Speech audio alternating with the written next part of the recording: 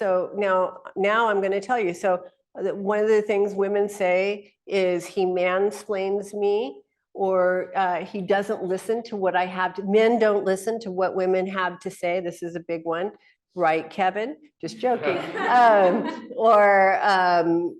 He thinks I'm stupid, or there's a whole series of things. Well, actually, when you really, really do the work, because this work I've done for a long time, it's that men don't understand a word women say.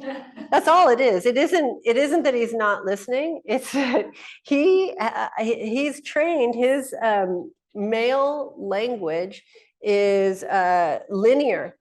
So it's linear. It's a problem, and so he's been raised since birth to speak this language, linear, problem-solving, factual language. Women have been trained since birth to speak feeling tone language, although we often can speak male language. We don't as much as we should, but feeling tone language, multi-dimensional or multi-tracking language, as you just saw me do.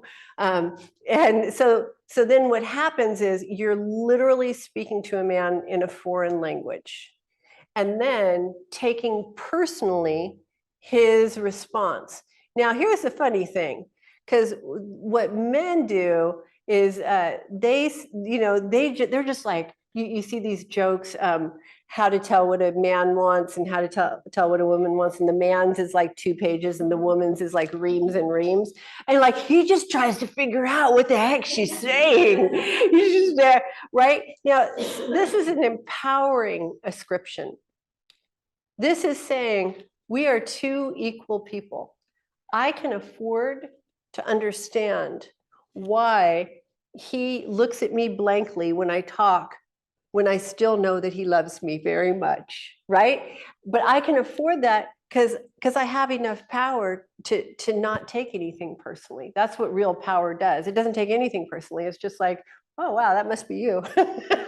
Let's figure out what that is that would have it be that our connection isn't making that this brilliant thing that's coming out of my mouth, you wouldn't understand, because that would be the only reason. That would be the only reason that you would look at me like that or mansplain something to me. Clearly, you do not know that I understand. And then you would begin to employ the necessary things you need to employ. For example, I think I mentioned yesterday, I just have men talk to men. I find men, I get them, I teach them feminine speak so that I don't ever have to change my language. And then I have a few who are translators and I have them talk to other men. It's not a problem at all. And I can afford to do it. And then all of a sudden, the only reason I couldn't afford it is that then the men who are talking for me get the credit. But I'm a woman. I don't want credit. You don't want credit. That's a big ass burden. You just let those guys be all puffed up with their, they're so happy. And then they just got their little reward. And then you got your message sent. That's all you care about, right? Because you're a bodhisattva. The only thing that you care about is actual connection and communication so that people can get free in the way that they need to get free. It is not personal ever. But you only know that when you're outside of the cult. You only know that when you have your power. So you can know that anytime you're taking it personally, you're low power. So you can just look at that. That's your gas tank. Your gas tank is anytime you're taking something personally, your gas is low. What do? You turn it up. How do you turn it up? With arousal. How do you turn up arousal? Eros. Got it? Very simple. It's all math.